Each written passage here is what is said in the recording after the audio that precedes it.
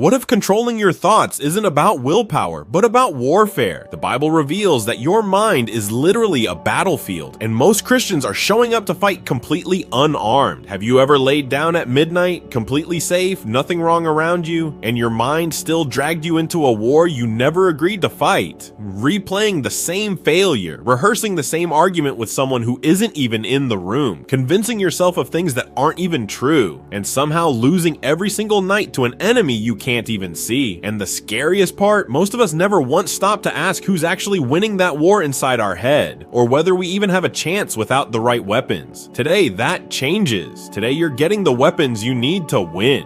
To win this war, you have to know where the attacks are coming from. Scripture says, as a person thinks in their heart, so your thought life isn't random, it's a mirror of what's already sitting inside you. That's why comparison gets loud right when you're already feeling behind, and fear always seems to visit at 2 a.m. instead of 2 p.m. when you'd actually have the strength to fight back. One small thought, repeated enough, becomes a belief. One belief, unchallenged, becomes your identity. And most of us are living inside identities we never actually chose. We just never argued with them. And here's the part nobody says out loud. The same mind that thanks God at dinner can spiral into panic by 10 that same night. We call this double-mindedness, and it usually shows up in one of 5 disguises: comparison, catastrophizing, shame, rehearsed anger, or perfectionism. Different masks, same enemy. A mind nobody's guarding, but here's what changes everything. The moment you became a believer, you entered spiritual warfare, and the real battlefield was never out there. It's been between your ears the entire time. The moment you became a believer, you entered into spiritual warfare, and the primary battlefield isn't out there. It's between your ears. Paul wasn't speaking metaphorically when he talked about strongholds and taking thoughts captive. Here's what most Christians get wrong about thought control. They try to fight thoughts with more thoughts. They try to think their way out of thinking. It's like trying to put out a fire with gasoline. The Bible gives us a completely different approach. In 2 Corinthians 10:4-5. The Bible isn't asking you to just stay positive. It's telling you to treat your negative thoughts like trespassers. Intercept them, challenge them, and make every thought obedient to God's truth. Notice it doesn't say, try really hard not to think bad thoughts. It says, take them captive. Like arresting a criminal. Think about David facing Goliath. He didn't try to outmuscle the giant. He used the right weapon, a simple stone, and God's power. Your giant thoughts need the same treatment. When anxiety whispers, what if everything goes wrong? You don't negotiate with it. You arrest it and replace it with Philippians 4:19. God will supply all your needs. But here's where it gets practical. The Bible gives us a 3-step process for winning the mental battle. First, recognize the thought. Most of us let thoughts run wild without ever noticing them slip in.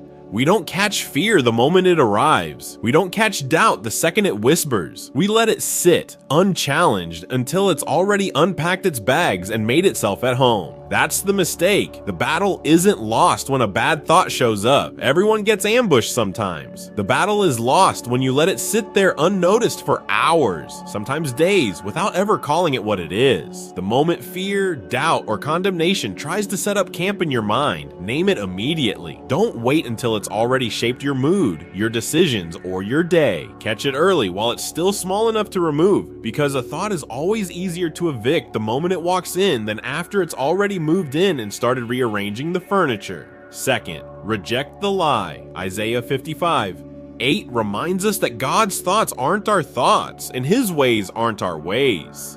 So the moment a thought shows up, run it through that test. Does this line up with who God says He is? Does this line up with what He's already promised you? If it doesn't, it isn't from Him, and it doesn't get to stay. This is where most people get stuck. They treat every thought as fact simply because it showed up in their own head, in their own voice. But just because a thought sounds like you doesn't mean it's true, and it definitely doesn't mean it's from God. Fear lies, shame lies, condemnation lies, and you were never called to sit quietly and accept whatever they hand you.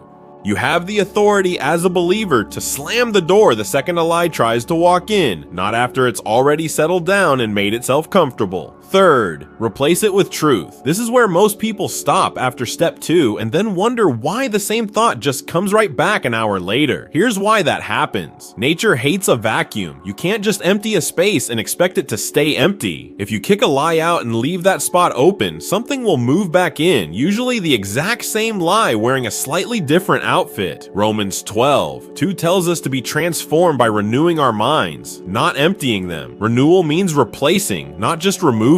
So the moment you reject a lie, immediately fill that same space with what God actually says. Speak His word over the fear you just rejected. Speak His promise over the doubt you just silenced.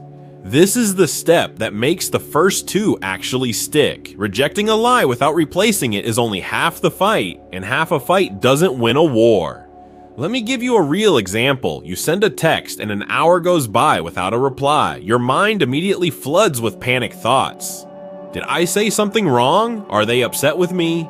Maybe they're pulling away and I'm about to lose this relationship. The old you would spiral for the rest of the day, replaying every word, building an entire story out of nothing. The new you catches these thoughts red-handed. You recognize them as fear-based lies the moment they show up. You reject them by declaring, God has not given me a spirit of fear, but of power, love, and a sound mind. From 2 Timothy 1:7. Then you replace the mental chaos by reminding yourself of what's actually true. That silence doesn't equal rejection, and one unanswered text isn't evidence of anything at all. Within minutes, the spiral loses its grip and panic gives way to peace. The Apostle Paul mastered this. In prison, beaten, shipwrecked, he could have had a mental breakdown. Instead, he wrote letters full of joy and peace. He practiced what he preached. When thoughts of despair came knocking, he took them captive and focused on Christ. Here's the game changer most believers miss. Your emotions follow your thoughts, not the other way around. You don't need to feel different to think different. You need to think different to feel different. When you control your thought life biblically, your emotions start lining up. Proverbs 23:7 says, "As a man thinks in his heart, so he is." Your thoughts are shaping your reality every single day. Negative, fearful, doubtful thoughts create a negative, fearful, doubtful life. But thoughts aligned with God's truth create a life that reflects